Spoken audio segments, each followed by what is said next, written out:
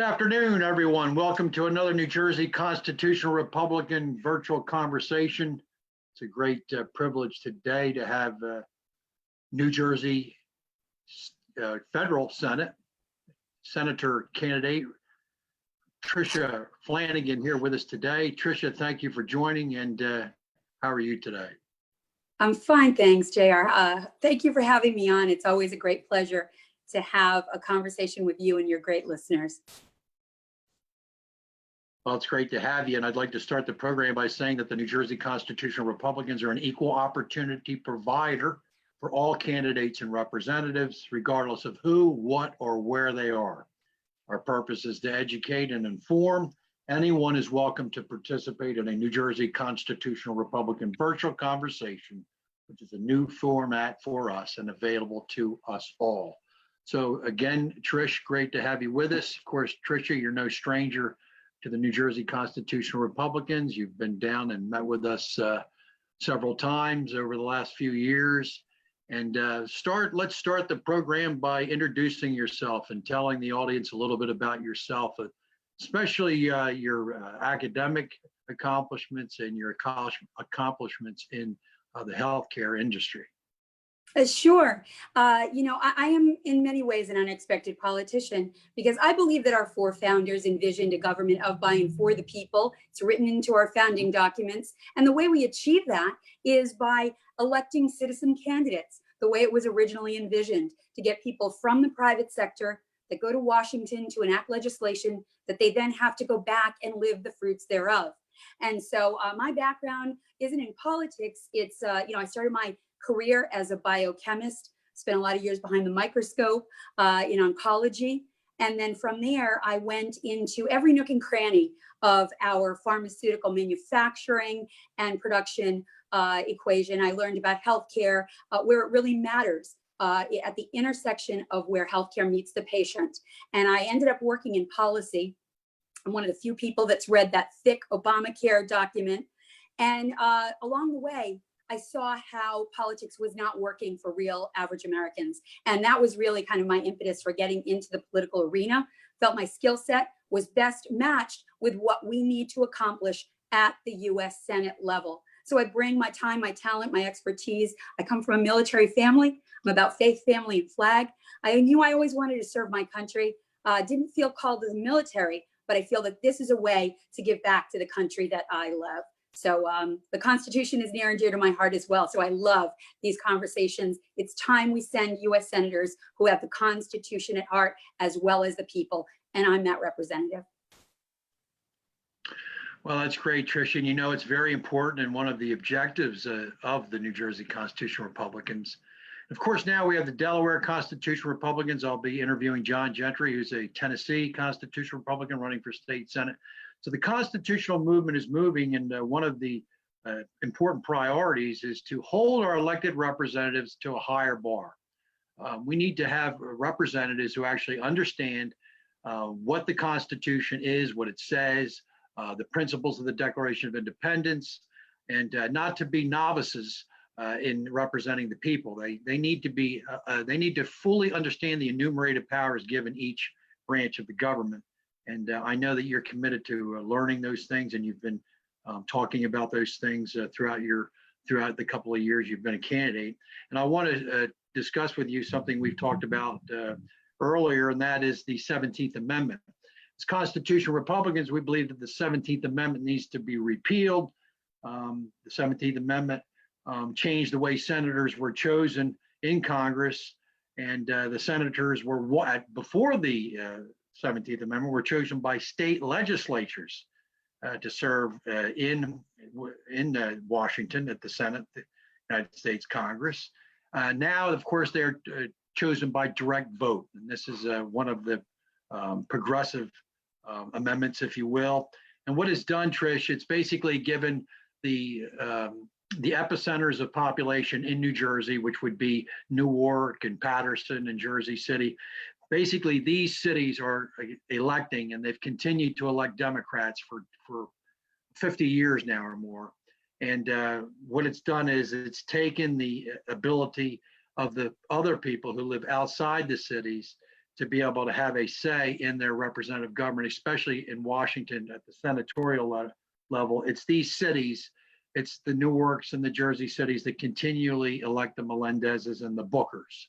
So this would be a great, this would be a return to constitutional federalism, to the intent that the fathers had of the separation of powers, giving the state legislatures the pick of the senatorial candidate. Give me your ideas on that. You know, one other thing I'd like to say is that you've been down to South Jersey quite a bit. You've traveled here, you've met with a lot of other organizations. We never see Democrats in South Jersey. Steve Sweeney, of course, is the state senator, and he's very involved with the South. But outside of that, we never see Melendez, we never see Booker, we never see the governor. And we need representation here in South Jersey. And repealing the 17th Amendment, giving the ability of the state legislatures to pick the senators would do that. Give me your thoughts on that. Well, sure. You know, and as you mentioned, I mean, I've been in South Jersey more than Senators Menendez and Booker combined in their entire tenure in the Senate in the recent months. South Jersey near and dear to my heart. I have a hashtag South Jersey Rocks. So, you know, we want to get some momentum behind that, because you're right. You know, the entire state has to be represented at this U.S. Senate federal level. And, you know, I know we'll have a spirited conversation around this because, you know, my views, you know, in my background as well, in addition to having a degree in biochemistry, I have a degree in philosophy. And that itself I had a concentration in constitutional law. So it's a chance for us to have a real nitty-gritty debate on this. And here are my thoughts on this 17th Amendment. The first issue is I have to unpack that premise that the blue areas of our state elect our federal representatives. Now, functionally, they do. That's true. But we are a blue state because of voter turnout, not because of voter demographics. We're actually unique in that regard in our entire country. We're really the only blue state that has an underpinning of conservative constituents. So what does that tell us? That tells us that, yes, those epicenters of blue are getting to the polls and electing these federal representatives, but it's because the conservatives stand down. It's because they stay home on election day. And when we look as recently as the 2018 midterm, and when we even look at the gubernatorial election in 2017, we ended up with a Governor Murphy and a Senator Menendez because we had lukewarm Republicans who were challenging them.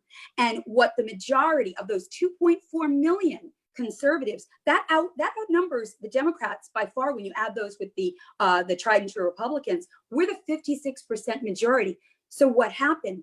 Well, what the majority of those voters felt was in both 2018 and 2017 was, I have a Republican with a Democrat with an R next to their name, and I have a Democrat with a D next to their name. I'm going to sit this one out because it doesn't matter what I do. The great news, though, is that we're energized in 2020. Voters are chasing me down saying there's a true conservative running, and we are energizing and mobilizing that voter base. Now, let's translate that into what that means for the 17th Amendment. Well, I agree with you, JR, that, you know, when you look at the original drafting of what the U.S. Senate was to be and what it was to represent, it was a more deliberative body. The the House of Representatives was to be elected directly by the people, and the U.S. Senate was supposed to be a more deliberative, higher level entity. However, as things rolled through, you know, absolute power, you know, it equals absolute corruption sometimes. It was corruption that then led to putting that vote to the people. And I would argue that until we fix our own house in New Jersey, I think that going back to a place where the 17th Amendment doesn't stand and give the vote to the people, we're in dangerous territory. The solution, at least for 2020, is to make sure that we have an empowered and energized electorate to make sure that we represent those U.S. senators that you're talking about that bring the dignity and the respect and the deliberative elements back to the U.S. Senate. And I'm committed to doing that. Right, very good. And the other thing that we should take into consideration, Tricia, is the fact that in giving the popular vote, giving the responsibility of electing our senators the popular vote, what has occurred is what would happen is if we eliminated the Electoral College. And of course, the Electoral College gives Idaho and Wyoming and the Kentucky and Tennessee and many of the states that are not um, filled with cities that to the number of population that we have in New York and Chicago and Los Angeles. You know, the eliminating the Electoral College would have these cities deciding who our president is perpetually. And that's the same thing that's occurring with what's happening in New Jersey now with these cities collectively voting for the Bookers and the Melendez is over and over and over. I mean, the last time that we've had a Republican senator in the Congress has been in the 1970s.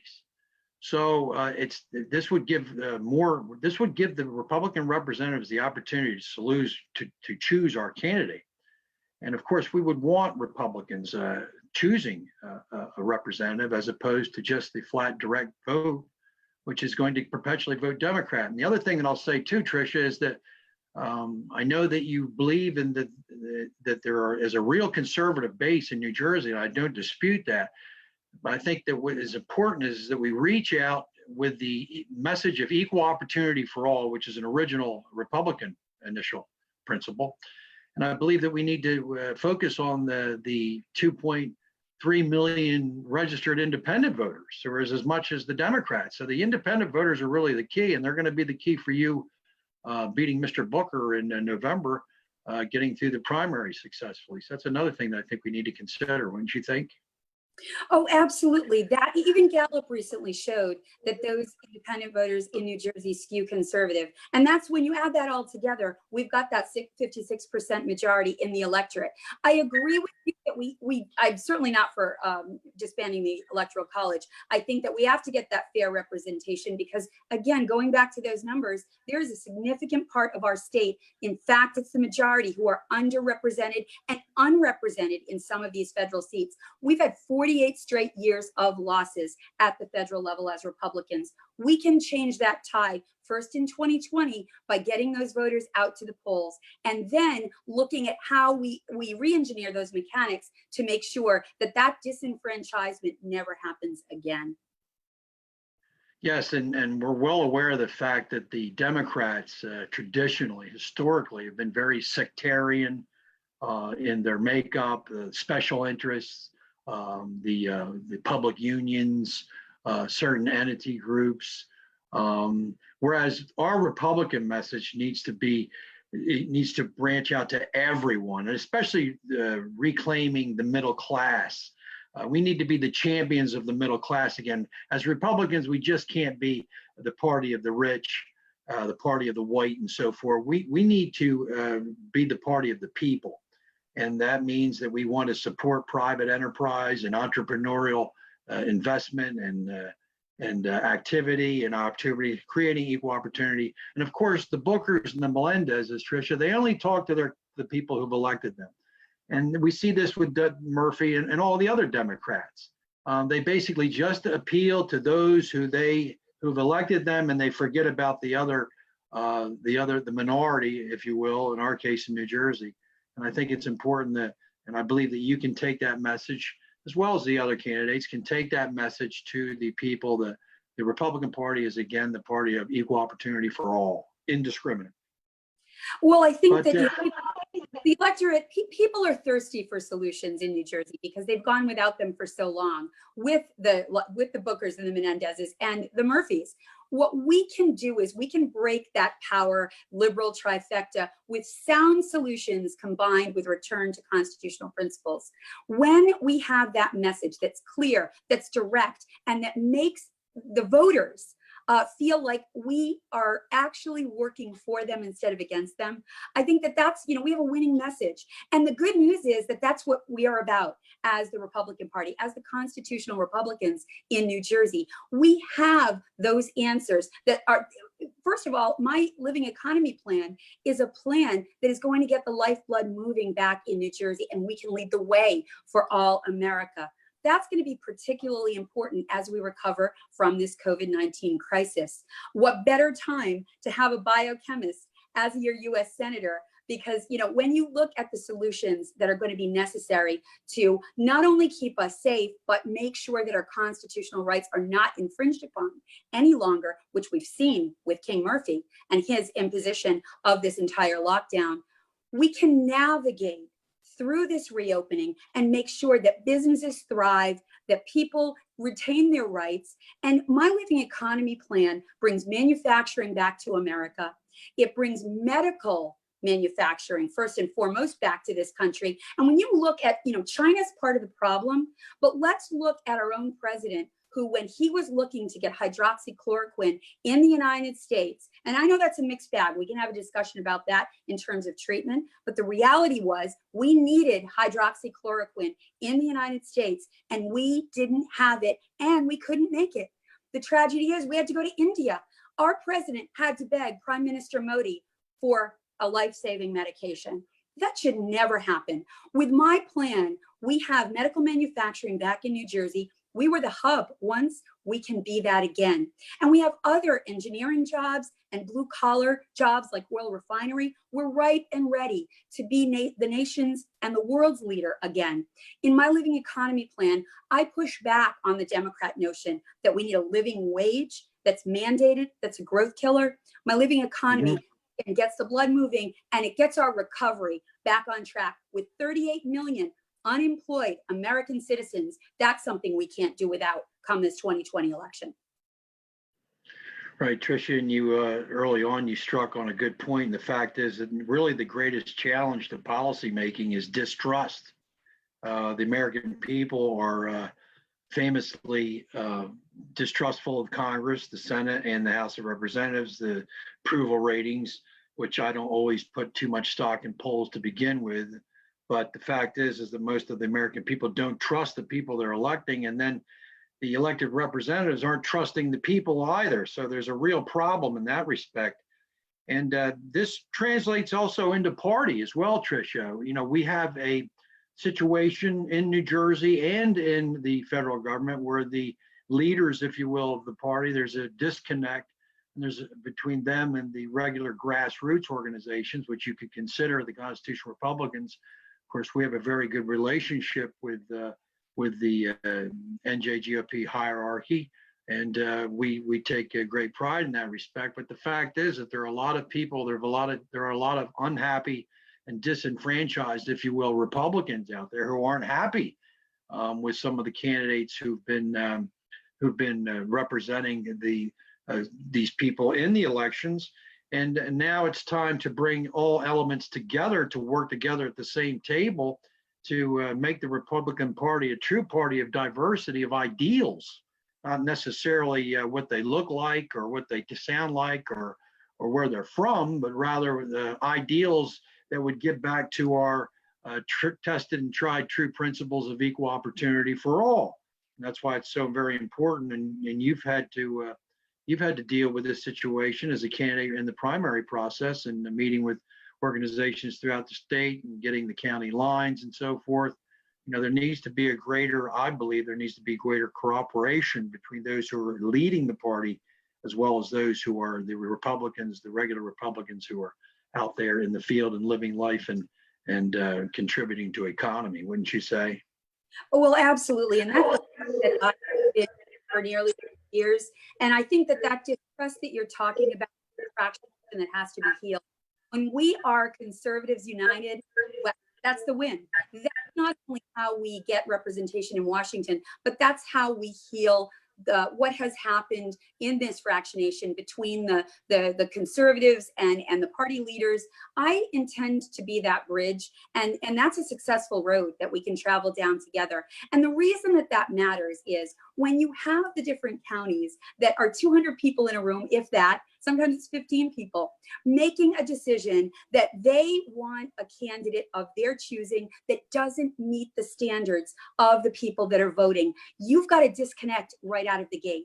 And that, I would argue, contributing to our 48 years of straight losses. Because when you tee up a candidate, again, who's seen as a lukewarm conservative, when you have to address real issues that our state cares about, like Second Amendment rights, like return to constitutional principles, like the living economy that I just mentioned, fighting sanctuary state status. I'm the only U.S. Senate candidate in this race who is ready to stand with ICE. I've been endorsed by Marianne Mendoza, who's the founder of Angel Moms, who knows that national security rests and resides on building that wall and funding that wall and having a candidate that's strong enough to stand with ICE on a national level.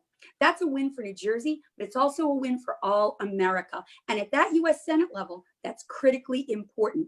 If a candidate will not tackle these tough issues now in the primary, they will never do it in the general. And Cory Booker, we don't like him. He needs to go. But let's face it, he's a tough opponent, and he needs somebody that's going to have a steel of spine. And that's the feedback that I get. I'm the popular candidate. I am the candidate of the people. If you pair that with then the support of the party, you've got a win. And I want to quickly share that I've gotten some tremendous endorsements. Lieutenant Stephen Rogers, who is on the Trump Campaign Advisory Board, has given me a glowing endorsement that I'm so grateful for. I mentioned Marianne Mendoza, the founder of Angel Moms. Virginia Krieger, who is the founder of PAIN. She's another Angel Mom who has founded kind of the opioid arm of the border crisis. She's endorsed me. Anthony Calandro, who is a national NRA board member, but who's also the very voice of the Second Amendment in New Jersey, has endorsed me. These are the endorsements that matter at the populist level, because when you pair a candidate who's got the vote of the people and that support, again, with this election we're going into, we can do nothing but win. Let's break that 48-year losing streak and make this happen. If you find Flanagan on the ballot, fight with Flanagan. In the primary, we'll go on to the win in the general election. And Tricia, of course, there are examples where the federal government, of course, has to help New Jersey because of the inefficiencies with our state government. Dominated by the Democrats and their social justice agenda, which comes at the to the dismay and also to the disadvantage of the majority of the population. An example would be the sanctuary city-state status. Of course, through the Senate and through the United States Congress, the laws of naturalization are created by the branch of government that you're looking for office in, and we already have laws on the books that need to be executed. They need to be recognized. They need to be the laws on the books need to be kept.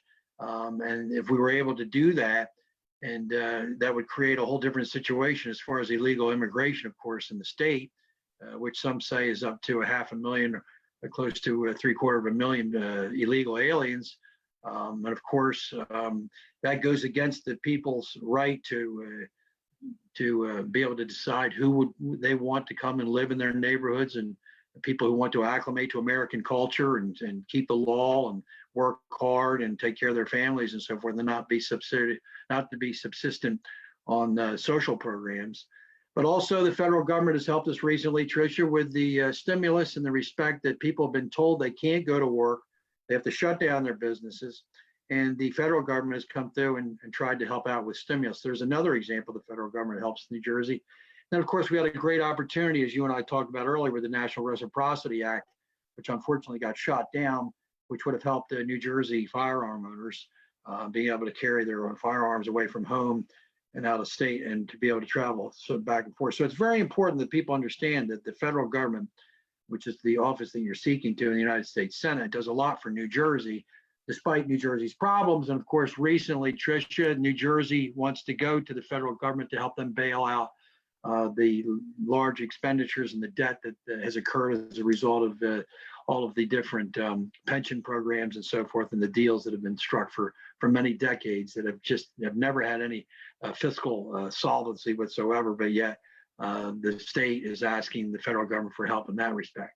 I would say, and I would like your opinion, is that the state should be only given those subsidies that are directly derivative of the current pandemic in relation to what the federal government has done. We need to understand as citizens that we need to vote for Republicans and constitutional Republicans who are going to adhere to the Constitution and not be discriminant in saying this particular business can open, but yet this one can't. This person can go to work, but this one can't. I mean, that's just not that's not the way in which our founders would have intended the government to conduct itself. Mhm. No, I agree with you. I think you have a couple of issues there. You've got a long-term problem, which is, kind of protecting the constitutional rights of New Jersey citizens, but you've got a short-term problem in that these businesses that are closed, we need relief for our New Jerseyans that are out of work, that can't open their businesses. We look at Attila's Gym. I spoke directly to Ian Smith, and I've been working with him to get him the help that he needs. He's got a great lawyer now that has sued Phil Murphy and his whole entourage to uphold his constitutional rights. But what do we do in the meantime? And this is where we have to fill that gap. Right now, we're voiceless because, again, neither Senator Booker nor Senator Menendez are doing anything to help real New Jerseyans. I've developed a Constitution Caucus initiative that is going to look at thread by thread all of these provisions that we have at the federal level to push back on this liberal assault that we're seeing from again, the liberal trifecta, Murphy, Menendez, and Booker. Once we replace that Senate seat with someone who cares and, most importantly, is bold enough and brave enough and knows the issues that they can fight for us. Fight for real New Jerseyans. Well, we can do a lot of things. Number one, we can start to push back at that federal level. We saw with court cases like Brown v. Board of Education, states' rights in the 10th Amendment can only ascend as far as the overarching Constitution allows by our inalienable rights. When we have a like myself who will be able to, again, not only just understand that, but will be bold enough to fight for that, there are plenty of legislative outcomes and opportunities that opens up. I have advocated looking at every piece of legislation that goes to the U.S. Senate floor through a constitutionally protective lens. You would think that's going on right now. It's not.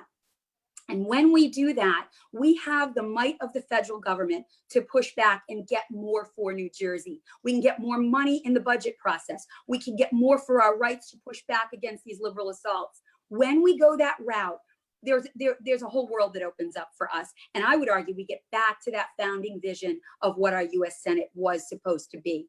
I'm that candidate. I'm already fighting for those rights and to establish those firm foundations. And I will just hit the ground running once I get there, if you send me there in 2020. Very good, Tricia. And one of the things that's very, very important to the constitutional Republican movement is the fact that we believe in the structure of the Constitution. We believe in the separation of powers, which includes representative government, meaning representatives are going to be adhering to their enumerated powers within the Constitution. And because they've gotten away from that, and the entities have become convoluted. The three branches have basically replaced one another. The executive branch has been given entirely too much power over the last 100 years. The Congress and the Senate has abrogated some of their authority to the administrative and bureaucratical agencies that they've created. And of course, the Chevron doctrine is a perfect example of where the executive office has been given more power than the legislative body. So we believe it's very important to get back to the structure. So what that means is that we're not interested in personality. We're not interested in the person and the bravado and the image, if you will, but whether that person is going to adhere to the Constitution, because that's where the structure is. That doesn't change. People will come and go. Personalities will come and go. But the Constitution stays the same and it remains static and it remains there and it sits there like a rock. And we need to get back to that Constitution. Now, we see that there is a tremendous concentration of power in the Senate leadership. Mitch McConnell wields a very, very powerful hand in the Senate. We believe that there should be more cooperation with the Rand Pauls and the Mike Lees and the Tom Cottons and the Ben Sasses, some very good senators who you would join in successfully winning that seat. And we need to stress the importance of all-inclusive equal opportunity again for all of those who are in the Senate. Also simplifying the law. The laws are 3,500 pages long. They're impossible to read. You have to create a law firm in order to to wade through these laws. They should be able to be read by all the people, regardless of whether it's you, me, or the fellow who's down at the corner store having coffee in the morning. Law should be simplified so that people can understand it. And the other thing, Tricia, and I want all of your ideas on these points that I'm making, is that budgets need to be re-implemented instead of continuing resolutions. There's not been a budget that's been worked from the Congress since 1976, 1996 rather, with Bill Clinton and Newt Gingrich. So we need to get back to budgets and working within our means as a country, and we need to stop the continuing resolutions and shutdowns of government every 6 months. So give me your overall perspective on some of these points, if you would. Sure. I think what you're talking about can pick up in, we landed there because we have bureaucrats at the helm of this process, which was never intended by our forefathers either. That goes back to, kind of these candidates that are marinated in the process and don't come from any kind of real world perspective. When we have bureaucrats running a system, we can expect this kind of problem. So, when we look at what needs to be achieved, one senator can have a lot of power. It took one senator, John McCain, God rest his soul. I wasn't his fan, but he's passed. But the real problem with him was that it took one vote of his to completely tank the repeal and replacement of Obamacare. One Senate vote threw an entire grenade into the nomination process of Justice Kavanaugh, and that was our friend Spartacus, Cory Booker. One senator can use their voice for good or for not. And what I think is missing in this deliberative body is someone who is an effective change agent. I have spent my career in that kind of role. Politics are what they are. No one doubts that there are senators with seniority there that are running this process. You mentioned Mitch McConnell, Lindsey Graham, he chairs the Judiciary Committee. We see what kind of power he wields there. We see Republicans that have a voice, but not enough coalescence to bring together a unified voice to speak in one loud voice to make these changes happen. So I think the first thing that has to happen is we have to start evaluating our candidates through that lens of who can be an effective change agent, who can get consensus, and who can work in that way that our forefounders envisioned of public discourse. And the reality is that we have to work together, but we have to have those voices that are strong and swift and severe when it comes to reestablishing our constitutional principles. I am ready to do that. I bring my 25 years of experience already doing that as an entrepreneur, as a scientist, and as an effective agent that's worked within different structures, bringing people together without diluting the strength of our constitutional voice. That will be key. And when we do that, we can see, look on the Democrat side, AOC, look at these junior Congress women and men who are making their voices heard. Well, why can't we do that for our constitutional principles? It's time, and I am vowing that I will do that for the good of New Jersey, and that's a way we can lead for all America too. Very good. And Tricia, let's discuss briefly a subject that's both near and dear to both of our hearts. As the Republican Party was originally created in the 1854, 1856, and 58, there was a significant amount of abolitionists that joined the Republican Party. We believe that the Constitutional Republican Party today, as we have founded it, that is the party of the abolitionists of abortion. Of course, we know that the Dred Scott decision was a erroneous decision, as President Lincoln had described it, and we believe that Roe v. Wade to be an erroneous decision. Through our series, Abortion v. Natural Rights, we've discussed hours worth of information for the people to examine, taking an in-depth look at Roe v. Wade, looking at the environment that was created that would lead to the legalization of abortion. And of course, one of the videos begins with Justice Blackmun, who wrote the majority opinion in Roe v. Wade, equating giving a woman a right to an abortion was the equivalent of emancipating her. I hope people are able to see this. And what are your thoughts on that? Being a loving mother and a caring mother, give me your thoughts on that remark by Mr. Blackman, and also the need for the Republican Party to unify around the possibility of legally challenging Roe v. Wade and eliminating abortion, and recognizing the inviolability of the life of the child developing in the mother's womb. Please give me your thoughts. Oh, well, I'm a pro-life advocate. I am a mother of three. I'm actually a mother of six. I lost three babies, and I fought for those babies with my own life, because that is my God-given job, my role that was given by our Creator to protect those babies. And I lend my voice to this cause because it is time that we take a big bite out of Roe v. Wade. And I believe that in coming legislative sessions, we have a chance to take the biggest bite we've been able to since 1973 in the Born Alive Bill and the Heartbeat Bill. Those are two critically important bills that stand to come to the U.S. Senate floor in coming legislative sessions. And I will fight with everything that I am for those precious lives. It is time we blot out this stain on America with what was the worst Supreme Court decision in our nation's history when Roe v. Wade was ratified. This is something that can be fixed, and on a principled level. This is something that is ideologically important, but there's also a voting dynamic piece of this for New Jersey, and that is that there are plenty of Republicans, evangelicals, Protestants, whatever denomination you are religiously. There are a lot behind us, but we also can join now with the 34% of pro-life Catholics who are ready to vote for a pro-life candidate. We have the second largest Catholic population in our country, second only to Rhode Island.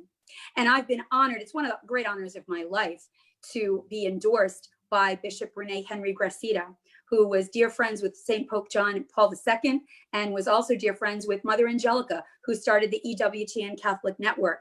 And with that kind of an endorsement, not only do I have this from my heart and soul, but I have those leaders who are ready to lend their voice to mine as well. And when we come into this new voting dynamic in 2020, and we add to the already 56% who are ready to get on board with us in this election, when we add the 34% of pro-life Catholics, that's a win that will benefit our precious babies and those lives that we are trying to save.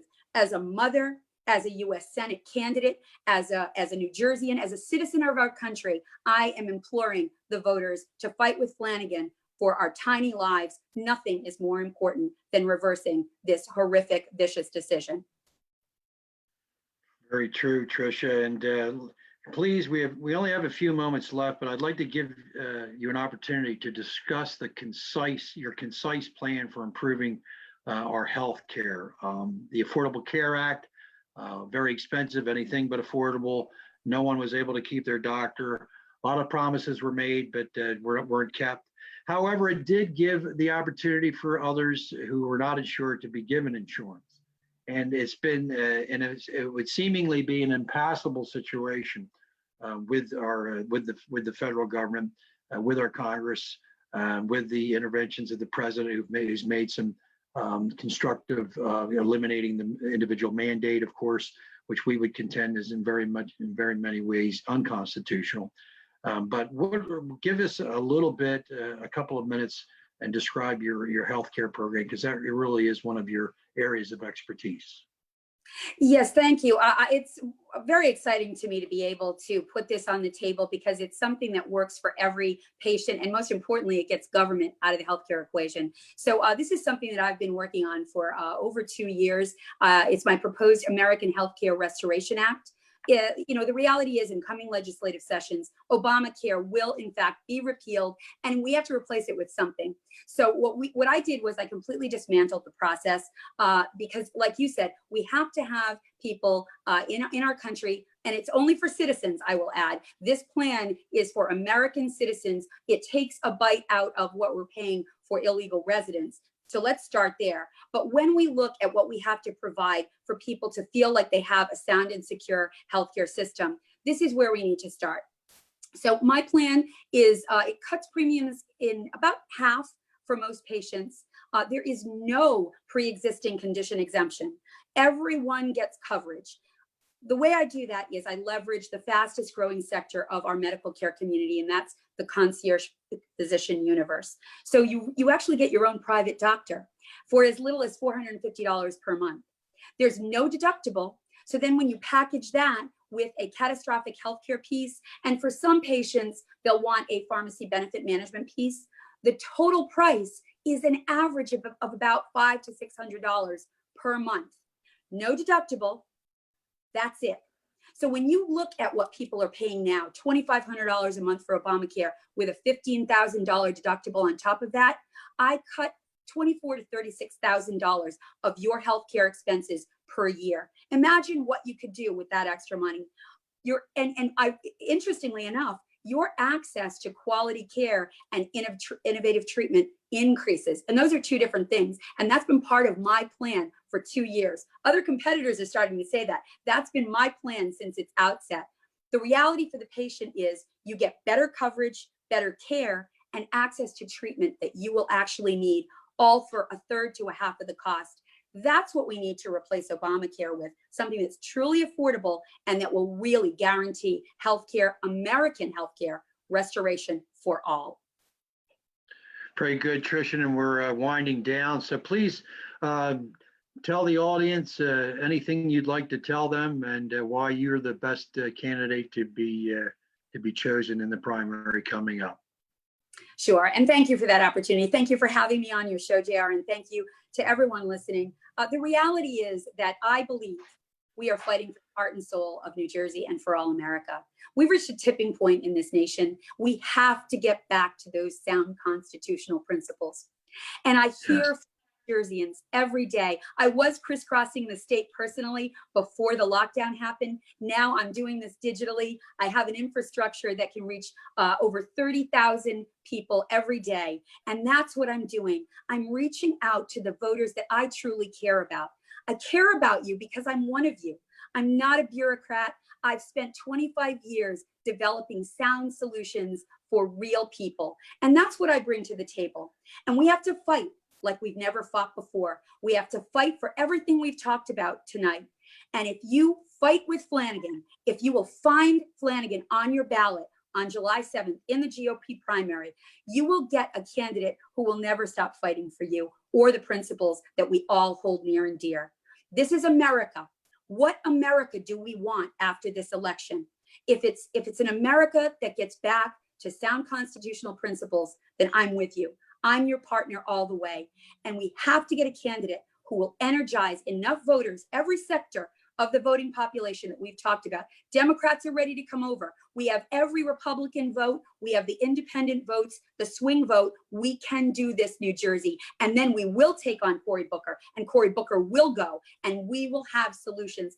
Finally, we'll have representation at that federal level. I am your candidate. You have my word. I will not let you down. You fight with me. Thank you. Very good, Tricia. Thank you so much for joining the New Jersey Constitutional Republican virtual conversation today. I hope you'll come back. Perhaps we'll be able to have you back before the primary, if not after. But I appreciate your time today, and I appreciate all of those tuning in and all those who'll watch after. And remember that the New Jersey Constitutional Republicans are dedicated to liberty and justice for all. Thank you very much, Tricia. Thank you. Take care. You too.